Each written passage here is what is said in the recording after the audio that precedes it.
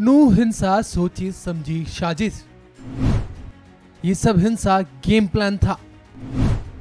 हरियाणा के गृह मंत्री ने क्या बोला?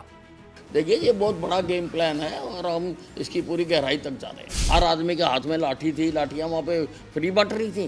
किसी न किसी ने व्यवस्था की है लाठियों की।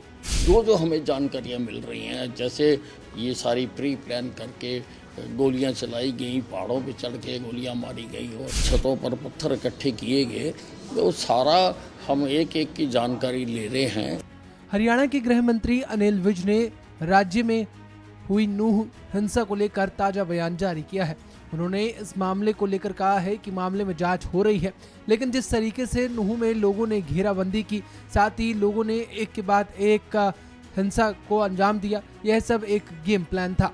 उन्होंने कहा कि लोग मंदिर के बगल की पहाड़ी पर चढ़ गए, उनके हाथों में लाठियां थी। यह किसी न किसी ने तो उन्हें लाठी दी होगी, किसी ने तो वो व्यवस्था की होगी। गोलियां चल रही थी, एंट्री पॉइंट पर लोग जमा हो गए थे। ये सब एक गेम प्लान था। बहरहाल विज ने कहा कि हरियाणा सरकार सोमवार को एक धार्मिक जुलूस के दौरान दो समूह के बीच हुई हिंसा को लेकर गहन जांच कर रही है और बिना किसी जांच के वह जल्द ही किसी नतीजे पर नहीं पहुंचेगी। विज ने कहा कि हालात में सुधार होने पर इंटरनेट सेवाएं भी नूह में बहाल कर दी जाएंगी। इसी के साथ उन्होंने ये भी कहा कि नूह कर्फ्यू में हम लोगों को ढील भी दे रहे हैं। लेकिन अनिल विज ने यह भी कहा कि जिस तरीके से गोलियां चल रही थी, आग लगाई जा रही थी, कुछ लोगों ने तो हथियारों की व्यवस्था भी कर ली थी। क्या ये सब मुफ्त में बांटे जा रहे थे? किसी ने तो इनकी व्यवस्था की होगी। हथियार कहां से आए, हम गहराई तक इसकी जांच करेंगे, लेकिन यह सब एक योजना का हिस्सा था। बिना जांच के हम किसी निष्कर्ष पर नहीं पहुंचेंगे, लेकिन इस मामले पर पूरी जांच की जाएगी। जांच हो रही है, ये सारी बिल्कुल लग रहा है, ये जो सारी जांच हो रही है, इस प्रकार से जिस जंग की प्लानिंग की गई, जिस प्रकार से मोर्चेबंदी की गई, जगह जगह पर मंदिर के ऊपर पहाड़ है, पहाड़ के ऊपर मोर्चे बनाए गए, एंट्री पॉइंट्स पर मोर्चे बनाए गए, ये बिना योजना के थोड़ा होता है, ये अकस्मात थोड़ा होता है। हर आदमी के हाथ में लाठी थी, लाठियाँ वहाँ पे फ्री बट रही थी। किसी न किसी ने व्यवस्था की है लाठियों की।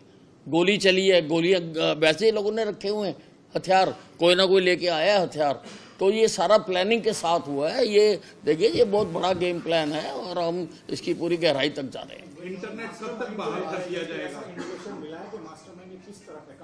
नहीं, देखिए we should not rush to any early conclusion. सारी चीज़ें बात करेंगे और फिर करेंगे। मैं कभी बिना मतलब ऐसे कभी किसी पे वो नहीं करता हूँ। इंटरनेट कब तक बहाल कर दिया जाएगा? नहीं, जब तक ये सारी कार्रवाई चल रही है और वहाँ पर शांति स्थापित हो जाएगी।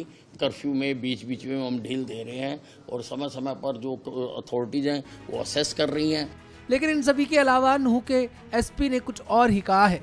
दरअसल नूह के पुलिस अधीक्षक नरेंद्र सिंह बिजारिया ने शुक्रवार को कहा कि पुलिस पहले ही हिंसा में शामिल लोगों की पहचान कर उनकी गिरफ्तारी कर रही है।